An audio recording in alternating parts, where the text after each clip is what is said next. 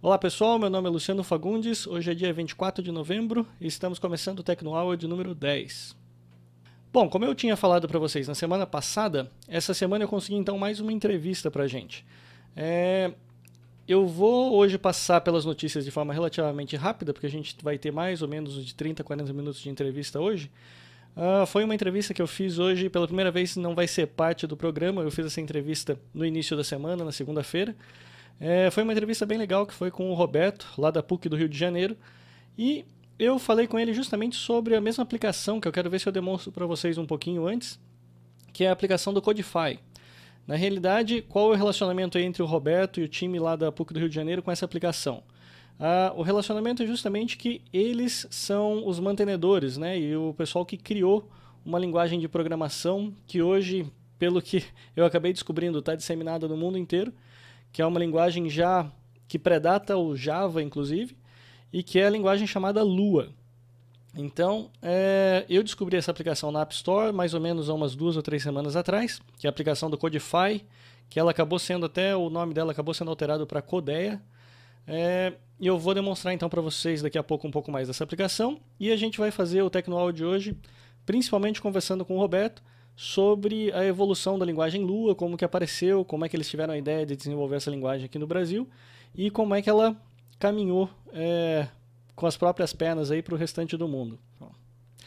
Bom, então, para a gente começar, eu vou dar uma olhada com vocês nas notícias da semana, o que aconteceu de importante aí durante a semana, que teve bastante coisa legal, e na sequência a gente parte então para a parte de demonstração e entrevista, ok? Então vamos lá. Bom, e para vocês recomendarem o podcast para os amigos, a gente continua ainda na primeira posição aqui da App Store. Então eu tive dando uma olhada essa semana e eu vi que a gente ganhou mais um comentário, então agora a gente vai ter que fazer um trato. Eu vou pedir para vocês, olha lá, a gente está com 15 avaliações, na semana passada a gente tinha 14. Então olha só, eu vou parar de pedir estrelinha para vocês quando a gente chegar nas 30 avaliações agora. Então eu pedi da primeira vez, a gente chegou nos 15, agora... Se vocês querem que eu pare de falar do nosso podcast, aqui do link dele, então entra lá, coloca as estrelinhas, que daí eu paro e a gente começa a ir direto nas notícias. Bom, beleza. Então, tirando o iTunes aqui da frente, essa semana eu separei 2 eventos aqui importantes que vão acontecer. Um, na realidade, já aconteceu, né? Primeiro é o evento da Microsoft, que é o Imagine Cup. Esse aqui é um evento que já acontece todo ano, já há várias edições, e então é para vocês ficarem sabendo aqui que a edição de 2012 ela acabou de ter as inscrições abertas. Então está aberta desde o dia 21 e ela deve acontecer até a fase nacional, vai acontecer aqui em Brasília e vai ser em maio, e na sequência então lá no mês de julho vai ter a edição da final mundial, que vai ser na Austrália. Então para quem quiser participar, tem a restrição de que precisa ser estudante. Então, se você for um estudante universitário, você vai poder participar então dessa Imagine Cup. O outro evento que eu separei foi um evento que eu acabei não ficando sabendo em tempo, que é até vergonhoso eu morar aqui em São José dos Campos e não participar de um evento desse, mas foi um evento que aconteceu no ITA, e o que eu achei legalzinho foi o seguinte: eles tiveram, se eu não me engano, foram 1 ou 2 dias de evento. Mas o que mais me chamou a atenção foi que agora eu acabei de receber no Twitter a informação de que eles gravaram praticamente todas as palestras. Então tem várias palestras aqui legais sobre vários temas, né? De linguagens de programação, então você tem Rails, você tem Objective-C, né? Que teve a programação para iPhone, teve ali uma programação ali, foi um pessoal da Atari. Então houveram várias palestras ali que aconteceram no ITA nesses 2 dias, e estão todas aí disponíveis na internet para vocês. Então, eu sei que geralmente é difícil encontrar material de programação e tudo mais em português, mas essas palestras aqui elas estão todas em português, acaba valendo a pena. Quem quiser dar uma olhadinha também está no nosso site, o www.tecnohour.com.br, você encontra o link para baixar então essas palestras. Bom, na sequência, eu separei aqui uma série de links para vocês, que na realidade eles não são nem bem notícias, mas que eu não sei se vocês já ouviram falar sobre o Black Friday, né? Esse é um evento que está começando a aparecer aqui no Brasil, não é bem uma tradição brasileira, mas o pessoal está começando a querer transformar em tradição, que é o seguinte: o Black Friday, ele nos Estados Unidos, ele é, digamos assim, é uma chance para os comerciantes entrarem no azul, né, que a gente chama. Embora ele chama Black Friday, né, que seria negro, a raiz disso lá nos Estados Unidos é justamente no seguinte: naqueles livrinhos de contabilidade deles, né, seria muito comum que eles coloquem todas as, digamos assim, os prejuízos todos, né, em vermelho. E quando você chega, na hora que você chega no que pra gente seria o azul ali, eles colocariam em preto. Então por isso que seria o Black Friday. O Black Friday é a oportunidade que os comerciantes americanos têm, né, aquela data do ano, para meio que liquidar todo o estoque. E com isso, quem quer que tivesse prejuízo antes, né, ou seja, estivesse trabalhando abaixo das metas, tenta chegar nas metas exatamente nesse dia. Então isso lá nos Estados Unidos já é uma tradição já de vários anos. E basicamente o que acontece é que nesse dia todo mundo abaixa o preço. Então todas as lojas, eletrônicos, de tudo que vocês imaginam, roupa e tudo mais, tudo isso daí cai preço de mais de 50%, 60%, 70%. Então, pra gente, o que isso daí é importante? É importante o seguinte: para quem pegar esse podcast, né, e conseguir ver antes do Black Friday, significa o seguinte, que boa parte lá da App Store, né, todo o pessoal que vende aplicações lá na App Store, e mesmo no Android Market, e na Amazon também, eles vão derrubar o preço significativamente. Alguns já começaram, como é o caso da Gameloft e tudo mais, que são fabricantes de jogos, já começaram a baixar preço. Então, boa parte daqueles jogos e programas que vocês estão acostumados a ver, às vezes a $10, $5, $6, boa parte deles, já, se vocês forem procurar, já vão estar aparecendo lá como 99 centavos. Então, o pessoal faz umas promoções bem agressivas mesmo nesse dia. Então, o que eu fiz aqui foi justamente separar para vocês vários sites aqui onde o pessoal costuma consolidar essas ofertas. Então, você vai ter lá, aqui no Brasil, a Apple já disse que vai ter também o Black Friday, então vocês podem esperar ter descontos na sexta-feira para comprar a Macs. A Gameloft já está com mais de 20 itens já em promoção, já funcionando em 99 centavos, então para quem quiser pode dar uma procurada na App Store. Esses outros sites, como é o caso do Cult of Mac e o App Advice, eles, na realidade, eles costumam consolidar as ofertas. Então, esses links que eu deixei aqui para vocês são justamente para vocês darem uma entradinha lá, porque vira e mexe vocês vão ver que eles estão sempre atualizando essas ofertas e montando a lista deles do Black Friday. E nessa lista você vai encontrar daí diversos fornecedores, todos eles com preço reduzido. E em alguns casos aqui, se eu não me engano, o App Advice ele até mostra quanto custava a aplicação e quanto passou a custar. Então, com isso daí vale a pena dar uma olhadinha lá. E eu separei também esse do Talk Android, que está dizendo justamente que a Amazon, que é a App Store da Amazon, ela também vai colocar desconto lá no Black Friday. Então, vale a pena quem quiser comprar software para Android. Eu sei que tem o Google Market, então eu estou dizendo... O Google Market provavelmente vai ter também bastante promoção, então vale a pena dar uma olhada lá também. Mas a Amazon já, inclusive, lançou um comunicado na imprensa dizendo que teria também muitas promoções. Então, para quem gosta de comprar aplicação, essa é a parte boa para a gente, porque como é uma coisa meio mundial, eles acabam seguindo o calendário dos Estados Unidos. Então, vale a pena dar uma olhadinha lá. E o que a gente tem de destaque essa semana? Bom, essa é a notícia que eu realmente sinto inveja do Android pela primeira vez. Ou seja, isso é uma coisa que eu não vejo acontecendo com os iOS da vida, né? Já que, apesar que alguém pode até dizer, não, se você quer ter uma aplicação iOS rodando na sua TV, compra a Apple TV, mas não é a mesma coisa. Aqui, principalmente para quem trabalha com desenvolvimento, como é o nosso caso, essa seria uma solução excelente, ou seja, eu não precisaria comprar um tablet Android, não precisaria comprar um smartphone Android, eu poderia simplesmente comprar esse carinha aqui, que é um memory stick praticamente, né, USB, que o que ele tem de diferente? Ele tem um processador dual core ali dentro dele, aonde ele consegue rodar então o sistema Android.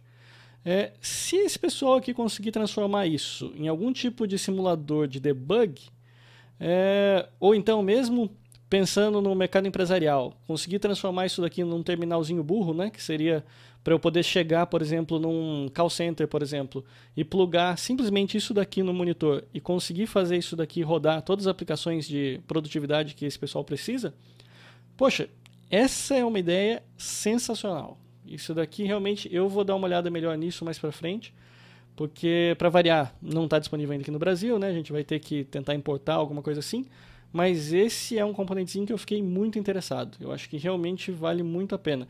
Principalmente se a gente começar a pensar que daí a gente tem um Netflix, a gente consegue ter uma radio rodando ali, Então, se eu conseguisse ter tudo isso daqui e eu consigo portar isso daí, levar para qualquer lugar que eu quiser, essa é uma ideia realmente que muda o paradigma. Então, realmente vale a pena. É o pendrive que deixa você levar então o Android para qualquer PC, Mac e TV.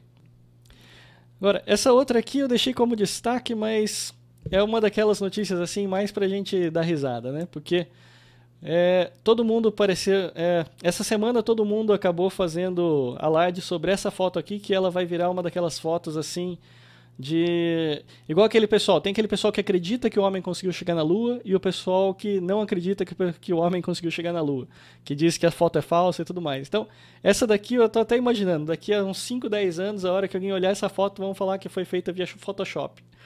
Mas o que aconteceu foi o seguinte, o Wozniak, né, que é o cofundador da Apple, e ele é um geek de carteirinha, ele teve lá no pessoal da Google essa semana e teve visitando, né, teve um contexto lá todo de visita social e tudo mais, e acabou ganhando daí o Galaxy Nexus, né, que seria o principal telefone com Ice Cream Sandwich. Então, teoricamente isso daqui não muda nada na vida de ninguém, mas, poxa, o que eu acho mais legal nessa situação é o seguinte, é que ele mostra que o Woz, ele sempre tem aquela coisa meio do geek, daquele cara legal, né? Porque o que acontece? Embora tenha toda essa briga aí entre Android, e Apple e iPhone e tudo mais, no fundo, pra gente que é usuário, tanto faz. O que eu quero é que esses dois sistemas continuem cada vez melhores. Por quê? Porque um competindo com o outro acaba ou um roubando o feature do outro, ou acaba evoluindo de alguma forma, sempre para que um tente ser melhor do que o outro. E com isso, sempre a nossa tecnologia está evoluindo e está trazendo coisas cada vez mais legais para a gente. Então, essa daqui, só para constar mesmo, que foi o Woz lá com todo o time do Android lá, que desenvolveu o Ice Cream Sandwich. E o terceiro destaque é um destaque que vem da Engadget, né? E que ele fala justamente sobre uma declaração que o Eric Schmidt deu sobre o Siri. Porque naquela história toda ainda que vocês já acompanharam aqui pelo Techno Hour, né, do Eric Schmidt pegando e fazendo depoimento lá para os Estados Unidos, lá na corte americana, sobre um possível ou não monopólio do Google.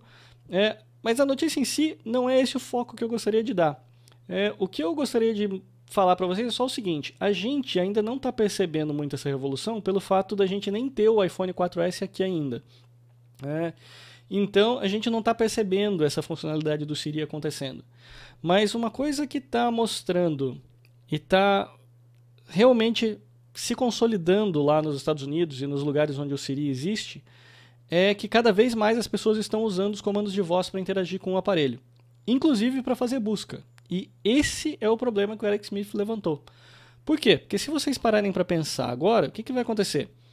Todo o mecanismo de web que existe hoje, do Google, por exemplo, ou nos mercados em si de busca, seja o Bing, Yahoo, qualquer um deles, todos eles estão direcionados no quê? Em você entrar num browser, digitar um termo, ou falar um termo, o que é que seja, e ter uma resposta visual. Ou seja, você vai abrir uma website ali dentro, e com aquilo ali vai vir um monte de resultados para você, mas vem um monte de porcariada junto, né? Ou seja, que são os ads, né? A propaganda e tudo mais. Mas, como eu falei para vocês, é visual, é puramente, estritamente visual. Ou seja, como é que eles obrigam você a ver um anúncio? Eles obrigam por quê? Porque ele está ali naquela página, você não tem muito como fugir daquilo. O que o Siri está fazendo? E isso é o que está causando uma revolução que está abalando um pouco esse poderio todo do Google e das outras empresas de busca. Por quê? Porque quando você está interagindo via fala com um Siri da vida, o que você vai fazer? Você vai falar, olha, Siri, procure para mim os restaurantes aqui perto. Quando você falar isso, o Siri vai usar uma ferramenta de busca que pode ser o Google, pode ser Bing, pode ser Yahoo, pode ser Yelp, pode ser o que quer que seja, e vai trazer aquela informação para você. E a diferença qual é? Ele não necessariamente vai te responder de forma visual. Ou seja, mesmo que, digamos assim, quando ele responde, ele até vai mostrar alguma coisa na tela do aparelho, ou seja, dependendo da forma como está funcionando, ele vai mostrar, mas a questão não necessariamente você vai ver. Por quê? Porque mesmo que ele mostre no aparelho, na maioria das vezes, ele vai conversar com você. Ou seja, se você falar para mim, olha, Siri, me fala onde que está o posto de gasolina mais próximo. Ele vai procurar isso no Google, mas ele vai falar para você, Ok, o mapa está aqui, então ele vai abrir o mapa para você e já vai traçar a rota de onde você está até o lugar do posto. Ou seja, você não viu absolutamente nenhum tipo de propaganda e nem sabe da onde ele buscou aquela informação. Por quê? Porque isso daí está tudo abstraído dentro do servidor do Siri. O Siri só se preocupou em ir lá procurar e trazer para você a resposta que você queria. Então, isso é uma coisa que a gente tem que tomar muito cuidado agora. Por quê? Principalmente o pessoal de website, o pessoal que trabalha com resposta visual, está na hora de vocês começarem a, no mínimo, pesquisar como é que vocês vão transformar isso em resposta audível. Tá? Porque uma hora isso daí vai chegar aqui no Brasil também, vai chegar nas outras línguas e tudo mais. E isso, pelo visto, não tem muito retorno, porque pela primeira vez a gente conseguiu ter uma interação de voz que é aceitável, que é o caso do Siri. Porque geralmente até agora a coisa estava meio, você faz um comandinho de voz aqui, um comandinho de voz lá, mas era só para você não precisar digitar. Agora não, você pergunta e ele responde. Então isso é o que vai mudar drasticamente tudo que a gente está fazendo até agora. Então, digamos assim, eu quero só colocar a pulguinha atrás da orelha aí de vocês, porque é melhor que vocês comecem a pensar nisso agora, porque senão vocês vão acabar sendo pegos aí de calça curta a hora que chegar esse mundo aí da busca por voz aqui dentro do nosso mercado. A próxima é um update, na realidade. Isso daqui, para quem conhece inglês, é uma boa. Para quem não conhece inglês, espera, porque eu acho que eu vou acabar fazendo... Eu estou planejando para mim aí nas próximas férias, eu estou pensando em montar um curso de iOS. Isso aí seria até legal. Se vocês tiverem interesse em um curso de iOS em português, offline, ou seja, no mesmo tipo aqui que o Stanford oferece para vocês, mas em português, eu estou pensando seriamente em montar isso provavelmente agora entre dezembro e janeiro. E aí a minha ideia vai ser o quê? Eu vou disponibilizar esse curso, provavelmente eu vou colocar custando, sei lá, $5, alguma coisa assim, lá na App Store, por cada uma das aulas. Então, eu sei, o curso de Stanford está aqui, é gratuito, mas eu não sou uma universidade, então eu tenho que conseguir, para eu poder fazer esse tipo de coisa, eu vou ter que acabar monetizando de algum jeito. Mas a ideia é deixar ele bem baratinho. A questão só é o seguinte, se você tem interesse nesse tipo de curso, manda um e-mail para mim e manda um e-mail com perguntas que vocês gostariam de ver respondidas da parte de iOS. Porque a minha ideia é tentar fazer uma coisa meio tutorial, ou seja, eu vou ter lá um monte de problemas a serem resolvidos e cada uma das aulinhas vão ser, na realidade, relacionadas àquele problema. Então eu vou atacar aquele problema, vou resolver, desenvolver um software para resolver aquele problema e vai gerar uma aplicação de iOS para vocês no final. Então a ideia é mais ou menos essa. Por enquanto é só um conceito, eu estou pretendendo montar isso daí provavelmente entre janeiro e fevereiro, que estaria disponível lá para meio de fevereiro, provavelmente deveria estar ficando disponível lá na App Store. Aí para vocês. Isso, então se vocês tiverem dúvidas sobre iOS e quiserem ver respondidas no curso que eu estou pretendendo montar, mandem para mim um e-mail aqui no nosso contato, que é o tecnohour@tecnohour.com.br. E voltando então no nosso assunto aqui da notícia, o curso de Stanford, né, que foi provavelmente o curso que mais treinou desenvolvedores de iOS no mundo inteiro, é um curso que ele está disponível na iTunes, na parte de iTunes U, né, que seria iTunes University, e esse é um curso que já existe há um bom tempo, mas a notícia aqui está relacionada com o quê? É que esse curso ele foi desenvolvido para a versão 3.0 do iOS, que já está bem ultrapassada, para falar a verdade. E agora eles estão focando no iOS 5. Então eles já fizeram meio que um update desse curso que existia antes e já está disponível então gratuitamente na Universidade de Stanford. Se você conhece inglês, tá lá, é só você entrar pelo seu iTunes mesmo, procurar e você consegue encontrar ali e baixar todos os episódios. Qualquer dúvida, entre no site da gente, que é o tecnohour.com.br, e de lá vocês vão conseguir o link também para esse treinamento. E o último destaque que eu deixei aqui para vocês é um daqueles destaques meio pastelão, mas que eu achei bem legal, porque no fundo é aquela história. A gente vê que tem crise para todo lado, mas com um pouco de imaginação a gente consegue fazer dinheiro aparecer saindo das pedras, né? Então, esse cara aqui, o que ele fez? Esse daqui, a notícia diz pra gente que é um jogador que oferece serviço de guarda-costas para jogos de tiro virtual. Ou seja, o que esse cara faz? Basicamente, se você quiser contratar o serviço dele, é de, se eu não me engano, $5 ali por hora, o que ele faz? Ele vai jogar o jogo com você e ele vai ser, digamos assim, ele vai ser tentar te proteger naquele jogo. Então ele funciona lá para os Call of Duty 3, Battlefields e vários outros jogos de luta aí. Tá aqui, ó, Call of Duty 4, Call of Duty Black Ops, Halo Reach.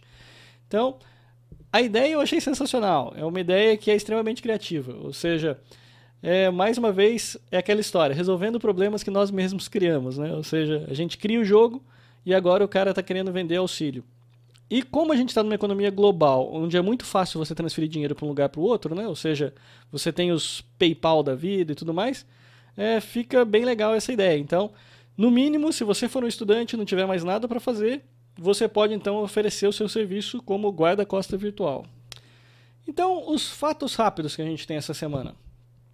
Então, como fato rápido, o que eu separei aqui? Eu separei do Android Nerd, que é a Itautec lança tablet corporativo com Android. Bom, o que eu tenho para falar para vocês dessa notícia é o seguinte, eu acho meio estranho quando esse pessoal começa a querer fazer propaganda dizendo, não, eu estou fazendo um tablet corporativo.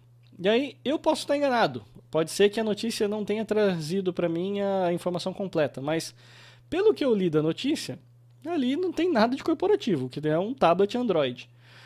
O que eu gostaria de começar a ver seriam empresas que, por exemplo, quem que realmente lançou tablet corporativo até agora, na minha opinião?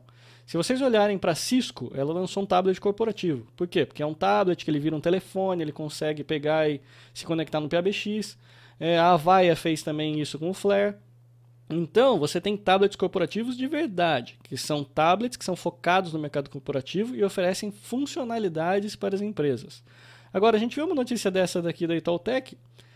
Eu não vi absolutamente nada na notícia que mostrasse que ele tinha algum tipo de facilidade para o departamento de IT, eu não vi nenhum tipo de facilidade para ninguém. Então, assim, até que eu veja outra notícia mostrando por que ele é um tablet corporativo, para mim ele é simplesmente um tablet Android. Então, não sei até que ponto isso é válido, mas a notícia está aqui, a notícia, o título é esse, tablet corporativo da Itautec. A outra notícia, o outro fato rápido, é o Android 4.0 chega sem suporte ao Flash. Então isso daqui já é um follow-up da semana passada, né? Então agora mais ou menos o Flash vai começar a sofrer a agonia da morte, né? Ou seja, já foi anunciado na semana passada que a Adobe não desenvolveria mais. O Android 4 foi lançado sem Flash e a Adobe, na realidade o Google disse que só vai colocar Flash ali depois que a Adobe atualizar o plugin que ela tem disponível hoje.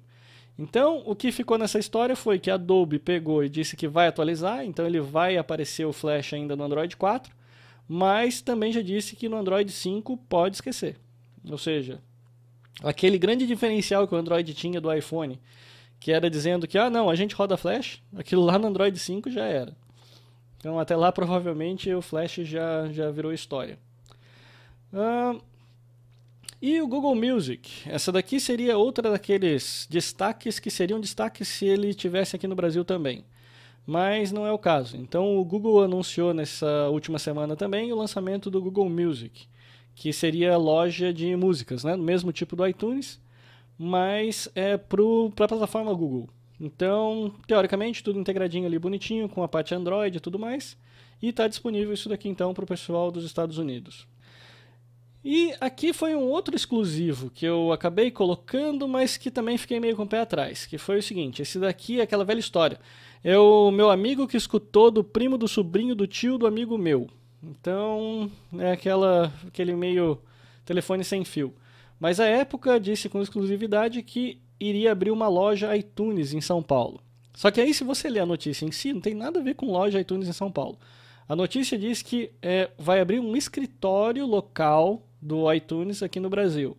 E com isso, para que seria? Seria justamente para que o iTunes conseguisse pegar e começar a angariar mais músicas nacionais. Isso, a princípio, se você ler ao pé da letra, não tem nada a ver com a loja do iTunes, que seria o que a gente está esperando da parte de músicas para que você pudesse comprar música online. Então, digamos assim, a gente pode até implicar que se eles vão ter o escritório aqui no Brasil, provavelmente eles também vão vender música aqui no Brasil. Não necessariamente uma coisa implica na outra, mas a gente pode imaginar que isso venha acontecer. E se o pessoal da época tiver certo, isso deve acontecer agora em dezembro, pelo menos a abertura do escritório. E esperada aí para o início do ano que vem a abertura da loja de música de verdade. E beleza, então com isso a gente termina a parte de notícias. O que eu gostaria de fazer com vocês agora, antes da gente mostrar a entrevista com o Roberto, é o seguinte. Eu vou trazer para vocês o motivo da entrevista que a gente teve. Tem essa aplicaçãozinha aqui que eu cheguei a comentar com vocês, acho que uns 2 ou 3 podcasts atrás, que é o Codify. Então o Codify, o que ele faz? Ele é a primeira aplicação que apareceu para o iPad, onde você consegue efetivamente desenvolver software no próprio aparelho. Então não confundam, não tem nada a ver com a Apple, não tem nada a ver com o Xcode, não tem nada a ver com as ferramentas que a gente usa para desenvolver software nativo. Esse daqui é uma aplicação que eu achei extremamente interessante, parece ser extremamente poderosa, só que ela usa uma linguagem própria. Ela usa uma linguagem chamada Lua, que esse foi na realidade o motivo de eu conversar com o Roberto no início dessa semana. Então o que a gente tem aqui? A gente tem aqui vários projetos de exemplo que o pessoal desenvolveu. Então, eles estão meio que marketeando essa aplicação como sendo para você criar jogos e criar várias aplicações diferentes dentro do iPad. Então, os exemplos deles são justamente esses, né? Então, por exemplo, um exemplo de um joguinho. Você vê que ele abre mesmo linha de comando para você, é o código mesmo de comando. Bom, então vocês podem ver aqui que eles têm uma linguagem de programação própria, que é orientada a objetos e tudo mais, que é a linguagem Lua que a gente vai falar daqui a pouco. E uma coisa interessante que vocês vão ver também, eu vou mostrar para vocês alguns meio que extensões que eles fizeram aqui, justamente porque, por exemplo, eles conseguem pegar e quando você usar esse comando fill, né, que seria para você desenhar alguma coisa na tela e tudo mais, você pode escolher cores, por exemplo, e tamanho e tudo mais, simplesmente com recursos visuais na tela. Então, essas são algumas coisinhas interessantes que eles fizeram. E se a gente vê, então, esses projetos rodando, a gente só precisa vir até aqui a parte de baixo, dar um play, e aí você tem, então, vocês podem ver que tem som rodando, e eles já trabalham com um toque na tela, ou seja, toda essa parte de interação aqui foi desenvolvida já para facilitar a vida de quem está programando. Então, eles já tem ali controle de colisões e tudo mais, então eles criaram um ambiente bem legal em cima dessa linguagem Lua, justamente por ser bem fácil. Então vou mostrar alguns outros exemplos aqui para vocês. Esse daqui foi um recurso de gravidade que eles colocaram. Então se eu usar o acelerômetro e chacoalhar aqui o meu iPad, vocês podem ver que eu estou chacoalhando esse conjunto de partículas aí, né? Que seria o tipo de uma esteirinha que eles colocaram de exemplo. Então tudo isso daqui é extensão que eles colocaram para facilitar o trabalho de desenvolvimento. Outro projeto interessante que eles colocaram para mostrar para a gente é a execução de múltiplos toques na tela. Então tudo isso daqui é coisa que na realidade não faz parte digamos assim, da linguagem Lua propriamente dita, mas como ela é uma linguagem bastante flexível, o pessoal conseguiu então pegar e fazer toda essa distribuição aqui. Então, para vocês terem uma ideia de como é que ele trabalha. Então, até por exemplo, esse daqui foi um joguinho aqui, tem uma coisa interessante para mostrar, que é a forma como ele trabalhou com outro daqueles recursos visuais. No caso do Sprite, quando você abaixa o Sprite, né, que para quem está acostumado seria o seu bonequinho que está andando na tela, se você clicar ali, ele tem inclusive uma biblioteca de sprites que você pode daí pegar, escolher e mudar até com quem que você quer jogar esse joguinho, né? Mudar quem é o seu herói na tela. Então, assim, é uma linguagem bastante poderosa, bastante simples de usar e que permite que você crie coisas bem interessantes aí dentro do iPad. Então, no caso aqui, vou começar a pular, então eu uso o acelerômetro para controlar essa menininha. Vocês podem ver que responde muito bem. É uma linguagem interpretada e funciona, a princípio, parece que faz o que promete. Do ponto de vista da aplicação em si, agora que vocês deram uma olhada já em como é que ela funciona, tem uma coisa só que eu não gostei, para falar a verdade, que é o seguinte: eu não encontrei aqui nenhuma forma simples para eu poder exportar esses projetos. Existem formas alternativas que você poderia tentar, sei lá, copiar o código, mandar para outro lugar e daí tentar rodar lá, mas assim, ele não está gerando para você um código nativo de verdade, propriamente dito. Então, essa é a única parte que eu acho que ele peca um pouco. Talvez uma coisa que seria interessante para o pessoal do Codify fazer seria o seguinte: se eles conseguissem criar uma aplicação nativa de iOS que conseguisse interpretar esse código e, digamos assim, ficar lá no website deles, por exemplo, igual o caso dos RSS Readers, por exemplo. Digamos assim, você poderia pegar o código que está aqui, mandar para o website deles e eles dariam para você um pacotinho pronto já em Objective-C e tudo mais que seria possível de você pegar e distribuir aquilo para a App Store. Se eles conseguissem fazer uma coisa como essa, eu acho que essa seria uma ferramenta extremamente útil para quem está querendo começar a desenvolver software para iPad. Do jeito que ela está aqui agora, ela funciona muito bem. Eu achei que do ponto de vista de IDE e tudo mais, está funcionando legalzinho. O interpretador também funciona muito bem, mas eu acho que ele para ali. Esse aqui é o problema. Então, para alguém que está tentando ensinar essa linguagem e tudo mais, divulgar a linguagem e começar digamos assim, começar a aprender alguma coisa, eu acho legal. Então, eu considero, do ponto de vista educacional, eu considero essa aplicação excelente. E eu espero ainda ver nos próximos, sei lá, meses, semanas, não sei, alguma forma para eu conseguir gerar uma aplicação nativa através do Codify. Bom, então, gente, isso que eu queria mostrar para vocês aqui, então. O Codify está disponível na App Store, inclusive aqui do Brasil, então é fácil de vocês conseguirem. O preço é meio salgado, se eu não me engano, a última vez que eu vi era acho que 6 ou 7 dólares. Mas realmente eu acho que vale a pena para quem quer começar a brincar com esse desenvolvimento de software. Ou seja, pelo menos para você aprender o que é orientação a objetos, aprender como é que você consegue fazer um joguinho e tudo mais, eu acho que é um conceito bem interessante e vale a pena. Bom, então aqui eu vou fazer uma mágica da edição e vou chamar o Roberto então para a gente poder conversar sobre a linguagem Lua, ok? Até daqui a pouquinho. Ok, pessoal, então como eu tinha falado para vocês na semana passada, que eu já tinha prometido uma entrevista com vocês essa semana, foi o seguinte: algumas semanas atrás eu encontrei um software lá na App Store, que era o software que na época era chamado de Codify. E o Codify, que agora, pelo que eu vi, já mudou de nome, deve ter tido algum problema de copyright, ele virou Codeia. E ele me chamou a atenção porque ele foi o primeiro software a ser desenvolvido para a plataforma móvel, né, que seria o iPad, aonde você pode desenvolver software. Ou seja, você tem uma plataforma de desenvolvimento de software hoje que você consegue então levar o iPad para qualquer lugar e com isso você senta até ali, põe o seu tecladinho e começa a desenvolver software ali. E pelo que eu vi, pelas demonstrações que a gente vai ver aqui no decorrer da entrevista, você consegue desenvolver softwares de bom nível.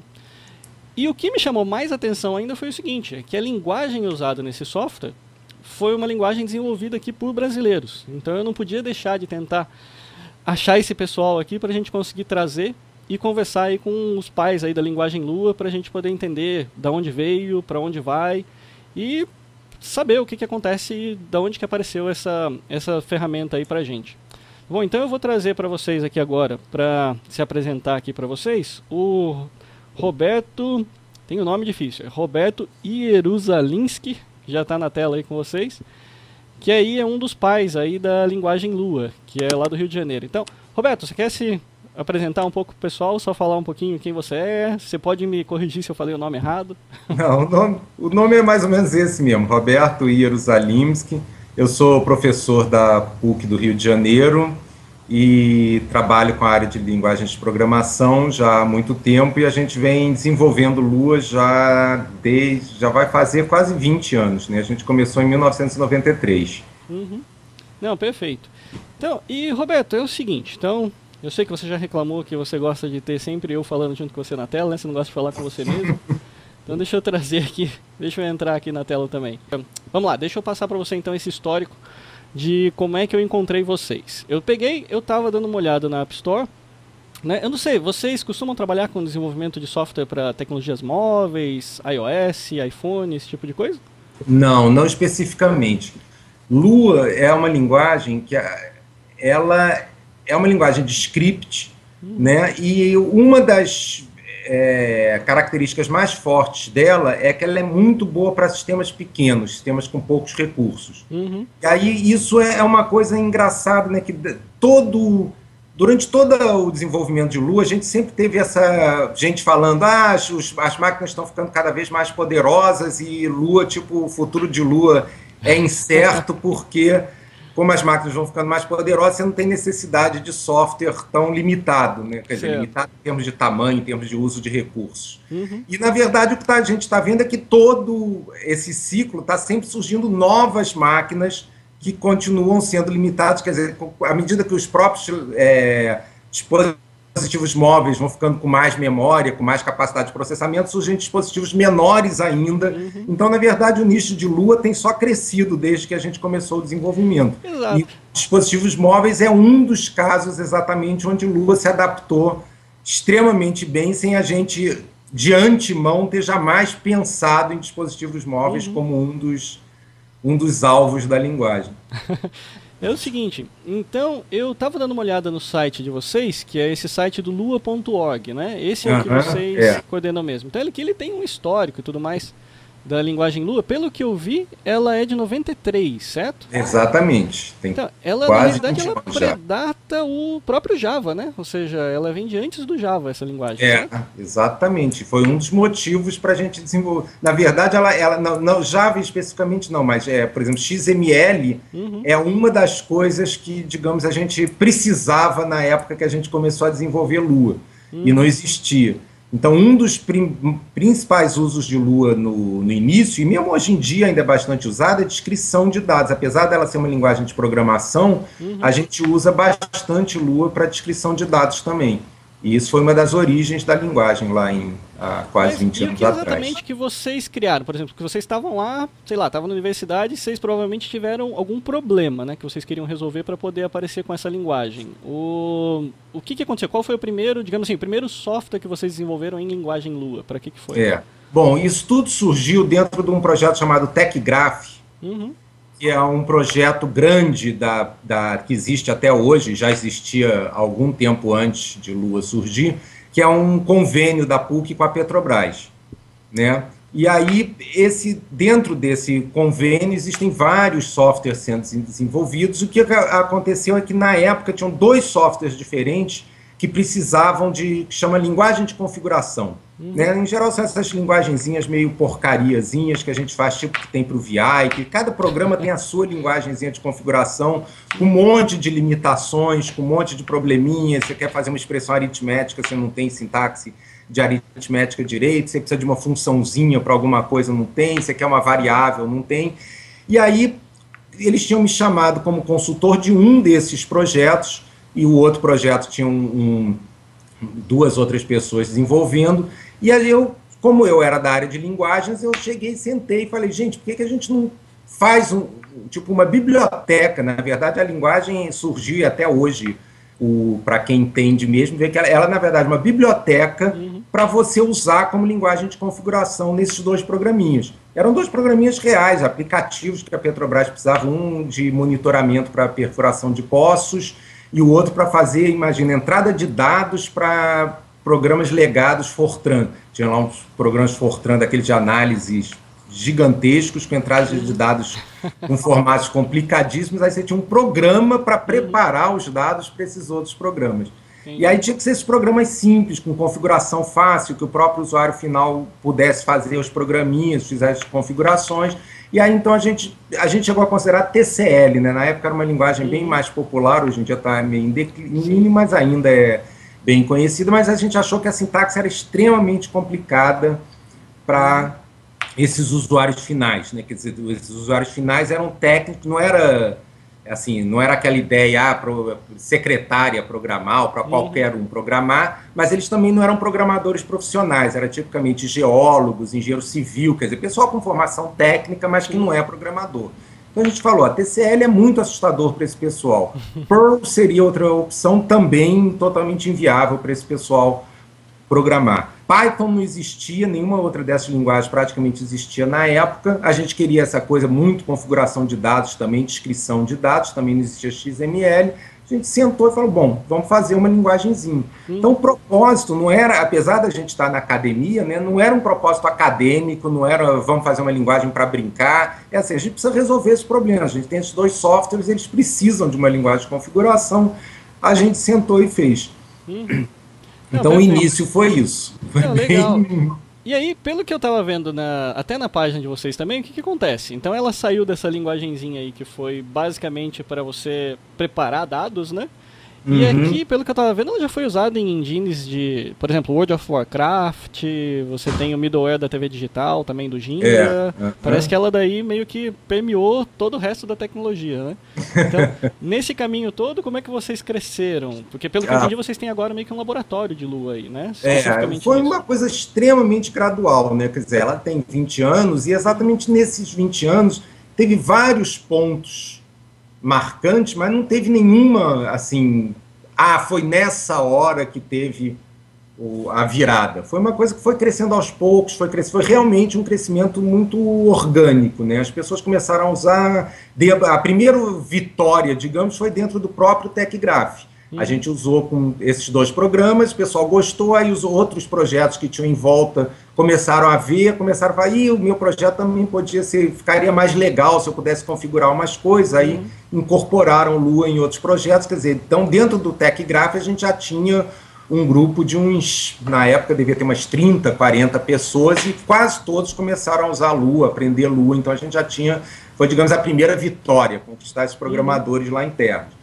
Aí a gente resolveu colocar, então no primeiro ano praticamente não estava nem na internet, não tinha nada, era uma coisa interna. Aí a gente botou na internet na época FTP, né, estava surgindo os primeiros sites, isso foi em 93, 94, a internet já existia há muito tempo, né, mas a web era uma coisa bastante recente, fizemos um sitezinho então de Lua, um site bem dentro da minha página pessoal na PUC, eu botei lá um cantinho, né, com um site, era basicamente uma página, né? Aquela coisa que você não sabe nem ainda assim, putz, será que eu vou ficar envergonhado disso ou não, né?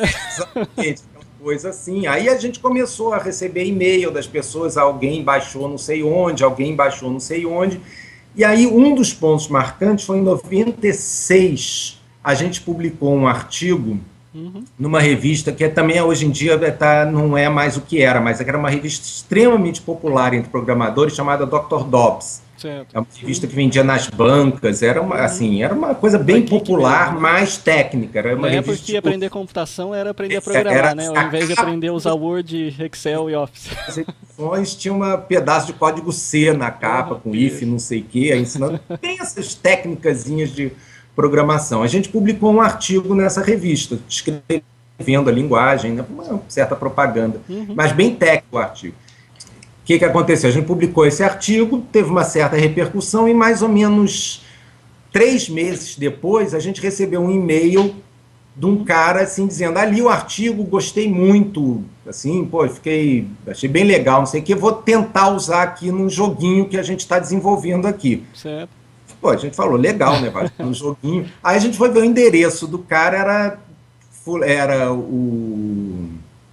Até esqueci o nome dele agora, mas era @lucasarts.com. Aí você pensou, ganhei na loteria.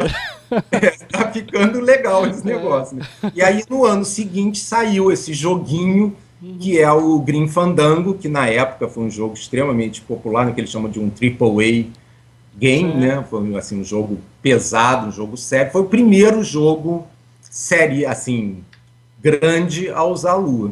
Isso. E o que você acha que causou essa decisão? Por exemplo, o que a Lua é diferente então das outras? É por facilidade? Ou o que você acha que ela é diferente?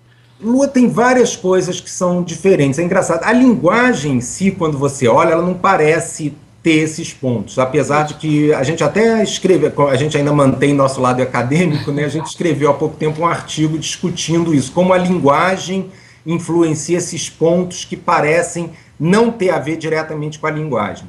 Um é portabilidade.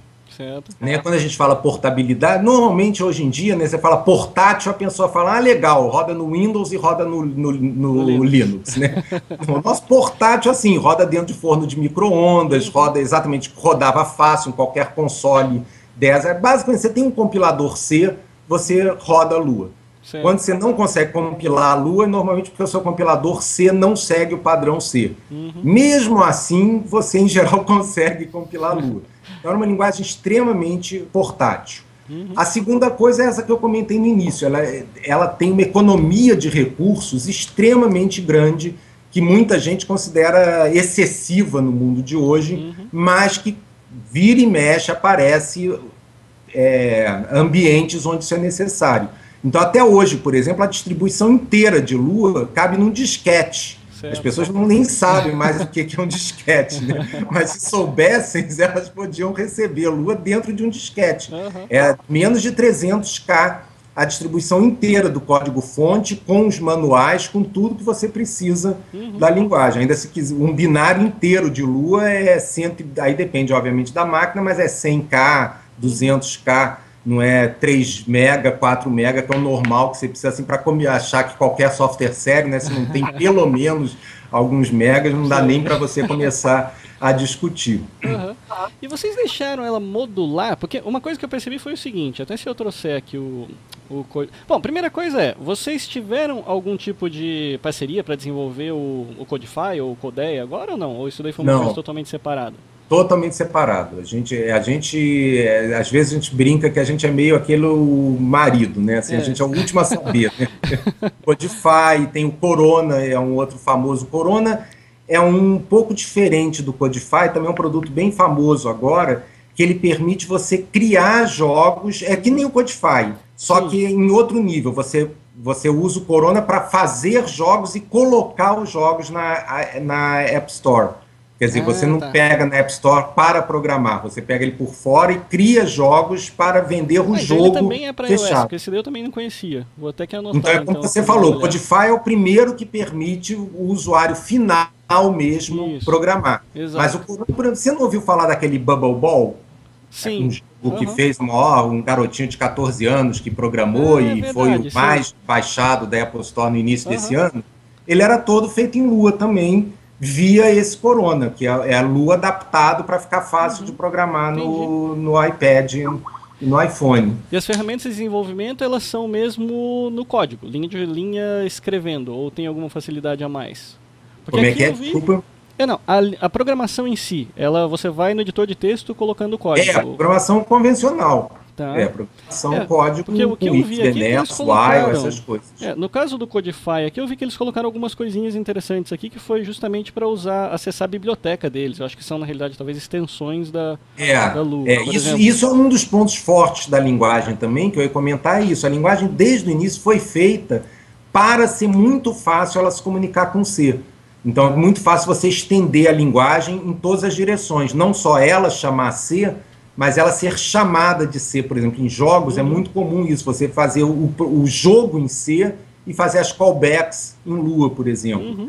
Então ela é bidirecional, ela não tem essa coisa, o programa main tem que ser em Lua e você tem umas bibliotequinhas C. Ela se adapta de qualquer jeito. E ela chega a ser algum tipo de biblioteca específica para jogos, por exemplo, como caso de questão de gravidade, esse tipo de coisa? Não, diretamente não. Lua não tem nada específico para jogos. Jogos é outra. Agora, jogos é uma área que precisa de coisas portáteis, porque em geral roda nessas máquinas diferentes, né?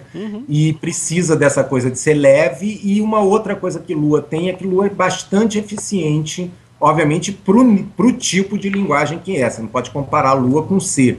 Mas se você comparar Lua com Python, com Ruby, com Perl, com essas outras linguagens de script, Lua é uma linguagem extremamente eficiente, que é uma coisa que em jogos também é muito exigido. Então, eu imagino que esse, então, foi o tipo de adaptação que eles tiveram que fazer aqui, porque, por exemplo, eles têm vários exemplos aqui, que eu posso até deixar rodando aqui pra gente ver, que eles têm, na própria linguagem, eles colocaram algumas extensões, que tem, por exemplo, o caso aqui, se eu quiser escolher cores, né, e tudo mais, no joguinho aqui. Até uma biblioteca que eles deixaram aqui para escolher quem que vai ser o seu herói, imagenzinha, esse tipo de coisa. Isso tudo é por conta deles. E aí, outra coisa que eu estava vendo também aqui é o seguinte, eles usaram muito bem aqui os recursos de toque. Então, eu vi que eles têm aqui, nesse caso aqui do Codify. Eu não sei, eu vou dar uma olhada se é o mesmo pessoal que desenvolveu também o Corona, eu preciso dar uma olhada nisso para ver não, é diferente. Totalmente Porque diferente. aqui eles colocaram bastante coisa, eles colocaram a parte de gravidade, ou seja, para você trabalhar com partículas, eles deixaram pronto também. E também a parte de áudio e também a parte de toque, né? Porque esse que também seria uma coisa, porque como é uma linguagem que foi preparada... deles. Isso, como eu falei, Lua não tem nada dessas coisas. Lua é uma linguagem bem estilo, nesse ponto, estilo C. Aquela linguagem tem o básico, o resto são extensões, são bibliotecas, etc. E é isso que permite ela ser usada em áreas tão diferentes assim. né? Entendi. Por exemplo, ela também está sendo usada na TV digital, como você comentou. E aí, para a TV digital, o Ginga, né, o software da TV digital, que oferece esses recursos extras, que são bibliotecas totalmente diferentes, com recursos totalmente diferentes. Entendi. Mas, Eu vou só executar aqui, por exemplo, alguns dos programinhas de exemplo para o pessoal dar uma isso. olhada, para ver o que está sendo feito aqui. Então você pode ver que, por exemplo, aqui eles fizeram um joguinho aqui, tipo um asteroides, né? Esse eu tô vendo Que direitinho. com o dedo você consegue adoro. pegar e controlar e fazer, dando os tirinhos Aham. ali e tudo mais. Então, isso daqui é uma coisa que, como eu costumo desenvolver jogo para iPhone, eu diria que se eu fosse desenvolver isso daqui usando Objective-C, seria uma coisa relativamente complicada. Exatamente. E eles conseguiram fazer aqui. Exatamente, mas na verdade muitos jogos fazem. Quando o jogo é um jogo mais caro, o que é a técnica comum de muitas indústrias de jogos, é fazer uma espécie de um Codify para o jogo específico. Então, em geral, por exemplo, Lua, quando foi usado no Grim Fandango, no World of Warcraft é um pouco diferente, porque é distribuído, né, e Lua é mais na parte do cliente. Mas o Far Cry também usou Lua, Gente, a lista é gigantesca, eu não vou lembrar agora. O MK2, eu lembro os mais antigos, né? O MK2 foi outro famoso que usou Lua, o Baldur's Gate usava Lua, tem muitos jogos famosos que usavam Lua, e a ideia básica é essa, eles fazem um engine, né, que eles chamam em C, que trata essa parte de física, trata essa parte que eles chamam de inteligência artificial, trata essa parte toda de animação, a parte gráfica toda, e você em Lua, exatamente, você scripta o jogo, né, você faz o roteiro. Então, em geral, assim, quem programava mais em Lua não eram os programadores bravos, eram os roteiristas do jogo, né? O pessoal que cria o jogo mesmo é que... Então, e você vê que ele está muito bem montadinho no sentido de ver, ele está muito bem conectado aqui, no caso do Codify especificamente, está muito bem conectado com a parte de acelerômetro... Esse joguinho, esse é do Codify. Isso, é tudo do Codify aqui que eu estou mostrando. Esse você fez ou Não, ele tá parte do exemplo, eles colocaram muitos exemplos aqui. Que eles distribuem, né? Isso, é exemplo. E para dar uma olhada aqui, ó, e o que eu achei legal é que ela é orientada a objetos, então se a gente lembrar que ela vem de antes do Java, naquela época tinha a linguagem C++, que já era orientada a objetos, mas ela botava medo em todo mundo, né? Não, inclusive Lua, a relação de Lua com orientação a objetos é bem engraçada, porque eu na época estudava muito isso, tem que lembrar de Smalltalk, né, que é a origem de tudo isso, é de 80, então tem aí um passado, apesar de não ter Java, tem muita orientação a objetos antes de Java. E, na verdade, Lua é uma linguagem que ela é um pouco estilo... Hoje em dia, a referência para as pessoas seria um estilo, não é bem JavaScript, mas chama orientada a protótipos. Então, ela tem uma flexibilidade grande que permite você fazer programação orientada a objetos, mas não de uma maneira muito engessada. Você não tem, na linguagem, um conceito fixo de classe, de herança. Tudo isso você configura. Entendi. Então, você pode ter as classes... Enfim, ter classes ou não ter classes, você pode ter herança simples, pode ter herança múltipla, pode não ter nada orientado a objetos, quer dizer, ela não é uma linguagem, digamos, convencional orientada a objetos. Ela permite você fazer programação orientada a objetos, mas de umas maneiras bem diferentes do que as pessoas estão acostumadas. Para quem programa Java, principalmente, é bem diferente do que as pessoas estão acostumadas. Legal. Não, realmente, eu acho que parece, pelo menos a impressão que eu tenho aqui, até pelos jogos de exemplo aqui que eu vi, pela forma, ela parece ser bastante poderosa. Agora, e me diz uma coisa, aí a parte que eu costumo, daí, para fazer a parte de tirar um pouco do misticismo da tecnologia, né? Só pra gente... Então a gente falou bastante da linguagem e tudo mais, agora me fala um pouquinho daí de você. Tipo, você já é carioca mesmo, daí de sempre? Sou. Só um minuto, antes de falar, eu queria só lembrar, a linguagem é desenvolvida por 3 pessoas. Sim. Tá? Tem eu, o Valdemar Seles, que você chegou a entrar em contato, e tem o Luiz Henrique de Figueiredo, que é do IMPA, mas também trabalha na PUC, faz consultoria no TecGraph, no mesmo projeto que Lua começou. Então, Lua é desenvolvido por nós 3. Eu sou uma espécie de chefe do grupo, né? Assim, mas eu sou tipo o líder do comitê gestor de Lua. Mas você é o voto de Minerva, né? Já que tem 3, não tem que tirar exatamente. Tem que eu sou o voto de Minerva. Eu sempre brinco que eu posso fazer qualquer coisa com a linguagem desde que eu consiga convencer eles dois. Então, eles botam um certo freio, num certo conservadorismo no bom sentido, né, de não ter devaneios demais de um autor sozinho. Não, legal. E vocês, no começo, eram vocês três... Bom, vocês três eu imagino que vocês já eram da PUC ou de alguma forma já se conheciam. Sempre foi nós três, exatamente aquilo que eu comentei, que surgiu dentro daqueles projetos que os três estávamos envolvidos e cada um estava desenvolvendo sua soluçãozinha e eu meio propus isso, vamos fazer, e nem me lembro se fui eu que propus, talvez até tenha sido os outros. Tinha essa inspiração de TCL, né, era uma inspiração grande, e aí a gente se juntou para fazer isso e desde então a linguagem é desenvolvida por nós três. Aí, bom, agora eu posso falar por mim, né, agora não posso falar pelos outros, eu sou carioca, nasci aqui, vivi aqui no Rio praticamente a vida inteira, dei umas saidinhas assim, mas... nada muito grande. Mas você já tinha mesmo essa ideia de virar a parte de academia mesmo? Já estava traçado isso para você ou você acabou caindo sem querer? Não, na verdade é engraçado, eu nunca tracei muito minha vida sempre foi muito assim, vou levando, eu nunca me preocupei muito, então me formei, aí na época que eu me formei, eu estava num projeto que tinha um professor me convidou para fazer mestrado, eu continuei, fiz mestrado, cheguei a sair trabalhar em empresa durante um tempo, fiquei 6 meses ainda acabando o mestrado, aí achei que era muito chato aquele esquema de horário fixo, de chegar às 9, sair às 5 e não sei o quê, aí larguei a empresa, voltei para a PUC porque eu tinha que acabar meu mestrado, aí quando eu estava na PUC, acabando o mestrado, aí eu me arranjei lá um cargo para trabalhar meio quase suporte, aí fiquei trabalhando um pouco de suporte, não era exatamente suporte, mas era algo ligado lá a suporte, aí fiquei trabalhando nisso enquanto acabava o mestrado, aí foi rolando, aí já que eu estava lá na PUC, né, aí entrei no doutorado, as coisas vai ficando, vai levando, aí fiz um concurso, abri um concurso para professor na época, eu entrei ainda antes de acabar o doutorado, aí desde então fiquei lá. Eu, na realidade, sempre admirei muito a PUC. Na realidade, eu quase fui para a PUC na época da faculdade, porque eu cheguei até a preparar para fazer o vestibular e tudo mais na época, mas aí eu tinha acabado, acho que saiu o resultado antes aqui de São Carlos, aqui em São Paulo, aí eu acabei indo para lá. Mas uma coisa que eu sempre gostei, na realidade, aí do pessoal da PUC, é que pelo menos a impressão que eu tinha, é que sempre aparecia muito esse tipo de projeto com empresas.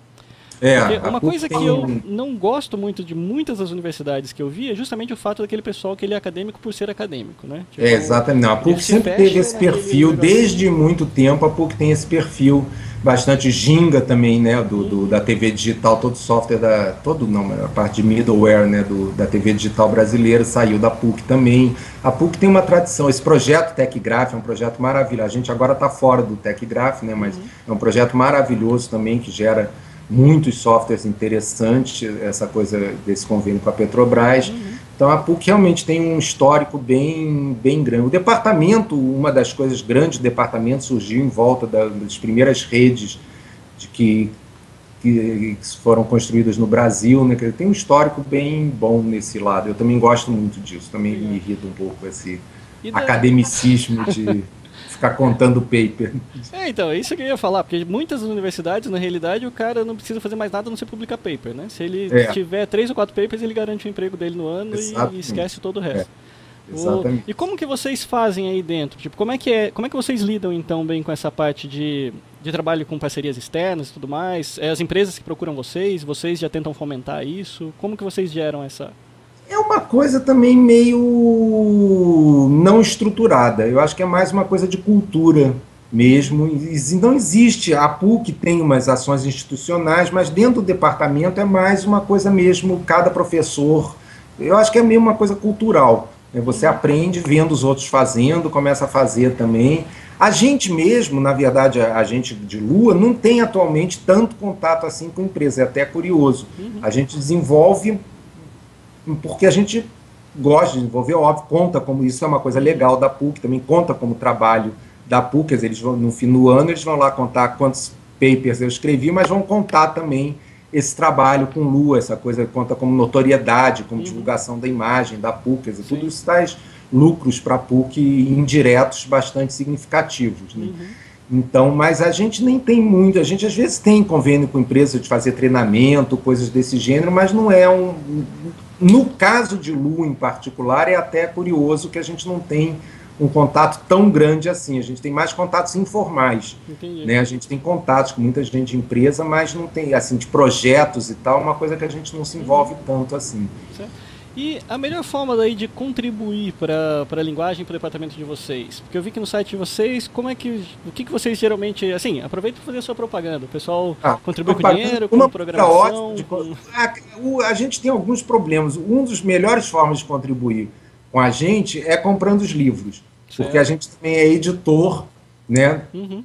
A gente tem os livros de Lua, a gente tem o Programming in Lua, né? Tipo o livro principal, o manual de referência, óbvio, disponível livremente, vem com a distribuição, mas tem em formato livro também. E a gente editou um Programming Gems sobre Lua, que é de vários contribuidores diferentes, né? A gente fez um apanhado, fez uma edição de vários trabalhos interessantes sobre programação em Lua, com vários pontos de vista diferentes. Eu acabei de trazer aqui na tela. Seriam esses daqui, que é uma introdução à programação de Lua, o Lua, conceitos básicos de API-C, linguagem Lua e as aplicações em jogos, descobrindo Lua. Esse daqui é o que está no site de vocês? São esses daí? Não, esse é que está no site em português. É isso que eu ia comentar. O problema é que os nossos livros, os principais, são em inglês. São em inglês. A gente edita em inglês, porque a gente não tem... A gente não tem cacife, a gente não tem energia para editar o livro em 2 línguas. Certo. Ou mais de uma língua. E para fazer em uma língua só, não adianta. Vira e mexe, pessoas reclamam, falam que vergonha, vocês brasileiros escrevem livro em inglês. Fala, gente, se a gente escrevesse em português, Lua não ia ser nada até hoje. Na realidade, uma forma de contribuir, então, é alguém se habilitar a fazer a tradução, pô. Não, mas é que é o curioso, porque o livro Programming in Lua, ele já foi traduzido normalmente, comercialmente, por editoras normais, já foi traduzido para alemão, já foi traduzido para coreano, já foi traduzido para chinês, já foi traduzido para japonês. Eu estou em contato para uma tradução para francês e para uma tradução em russo. E eu nunca consegui uma tradução em português, quer dizer, porque as pessoas ficam, mas eu falei, basta o interesse de uma editora. Eu nunca fui lá na França ficar batendo a cabeça com a parede, gente, eu quero uma edição em francês.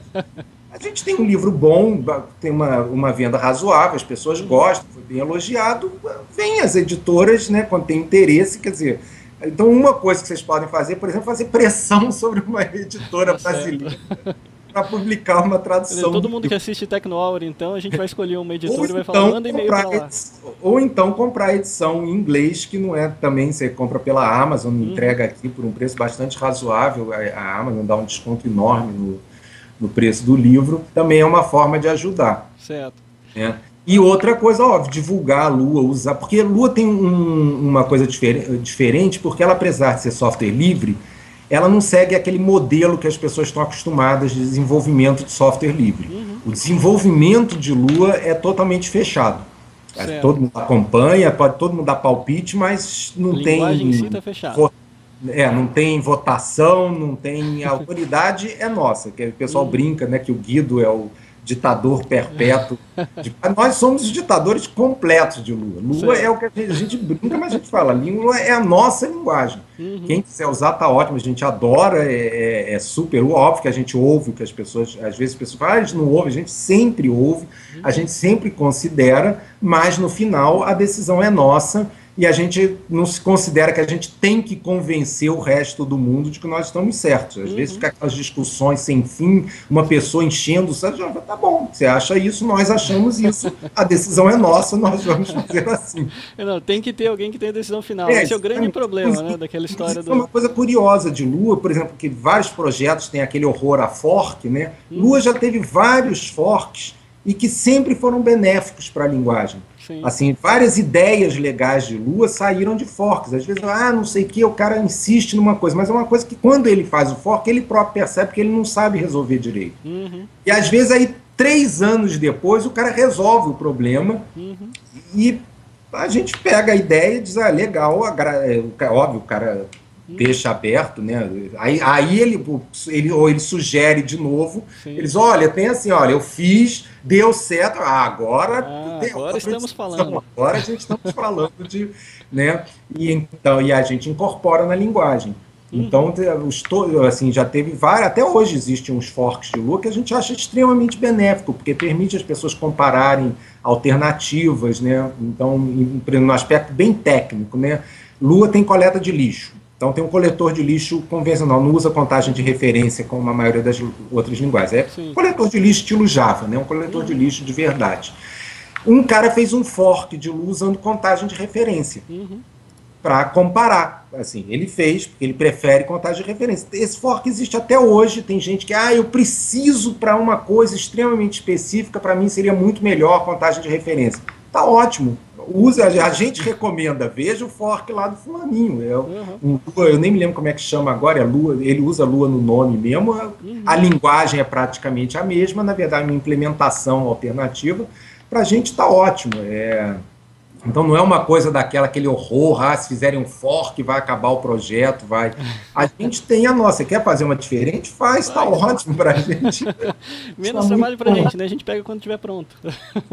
Não é só isso, às vezes por esse a gente não pegou nunca, a gente realmente acha que não vale a pena ter contato de referência, mas para alguns usos particulares a gente reconhece que contato de referência é melhor, mas não dá para ter os dois, aí vem aquela ideia original da simplicidade e do tamanho, né? Quer dizer, você começa a juntar tudo, aí o software explode.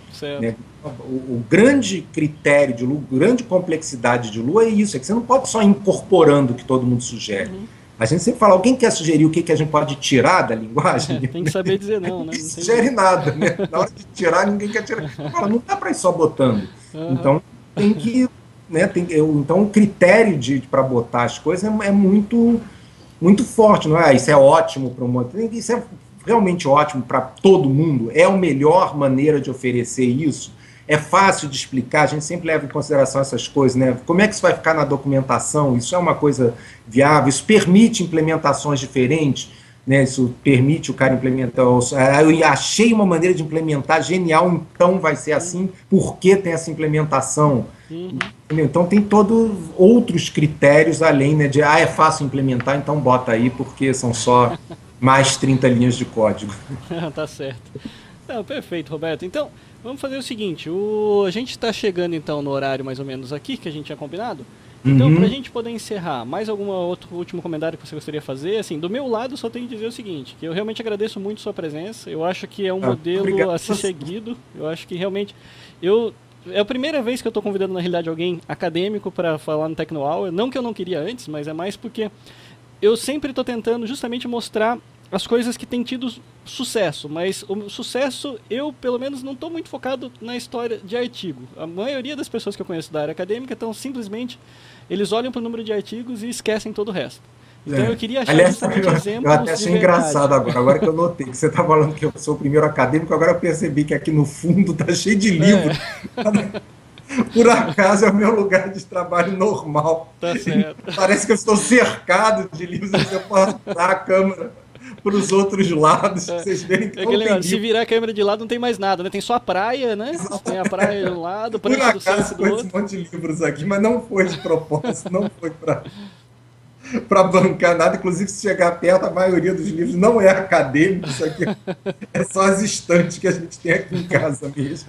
Não, porque assim, esse é justamente o modelo que eu acho que as pessoas deveriam seguir mais, por isso que eu quis justamente levantar essa questão aí com vocês, a linguagem Lua e tudo mais, porque é um trabalho que ele aparece, ele é focado, ele resolve problemas e ele consegue ter futuro. Por quê? Porque existem necessidades que vão sendo criadas ao redor dele, que daí ele consegue crescer com isso. Então não é uma coisa assim de simplesmente, eu resolvi estudar o porquê que em cima do A eu tenho que usar o till.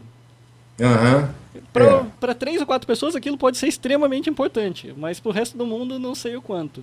Então é isso justamente que eu quero mostrar no Tecnohour.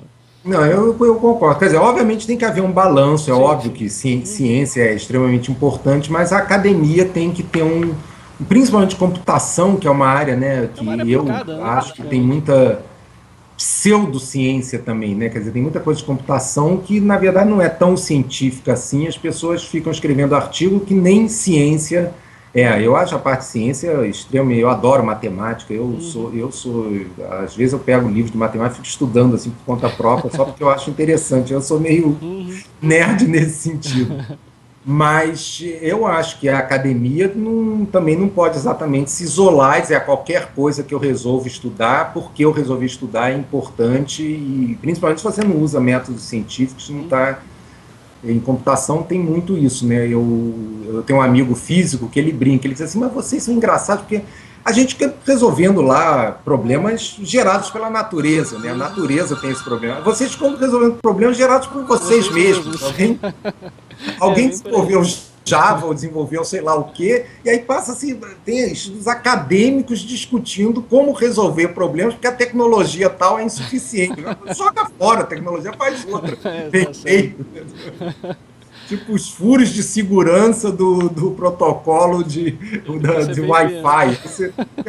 Furo de segurança foi vocês criaram o furo de segurança. Você que fez mal feito, né? Se não tivesse feito mal feito, não tinha furo. Agora se cria toda uma área de estudo para resolver os furos de segurança, porque o troço foi mal feito. Então, assim, é uma ciência um pouco engraçada, né? Tá resolvendo problemas sobre coisas mal feitas. Mas, enfim. Não, perfeito, Roberto. Roberto, então eu agradeço muito então a participação sua então no Tecno Hour e com certeza, poxa, à medida que a gente começar a ver mais coisas aqui, eu tento ligar aí para você de novo para a gente conversar ótimo, mais. Eu que agradeço, muito obrigado pelo convite de participar. Voltamos então na entrevista com o Roberto e agora, para a gente poder encerrar o Tecno Hour, eu vou deixar para vocês um clipe que eu separei, que é justamente, acho que o pessoal deve achar que eu só trago clipes que falam de iPhone e tudo mais, joguinho e tudo mais. Essa semana eu achei um clipe bem legal, justamente falando sobre Android. Foi um concurso feito pela, se eu não me engano, patrocinado pela Samsung, que estava querendo justamente levar o nome, né, do Galaxy Nexus para o pessoal e começar a fazer um AOE ali sobre ele. Então eu trouxe para vocês esse que foi um dos clipezinhos que participou desse concurso. Eu achei que ficou bem legal. E combina aí com o Tecno Hour. Então eu agradeço muito a audiência de vocês essa semana, espero que tenham gostado e falamos de novo na semana que vem. Um abraço, tchau, tchau.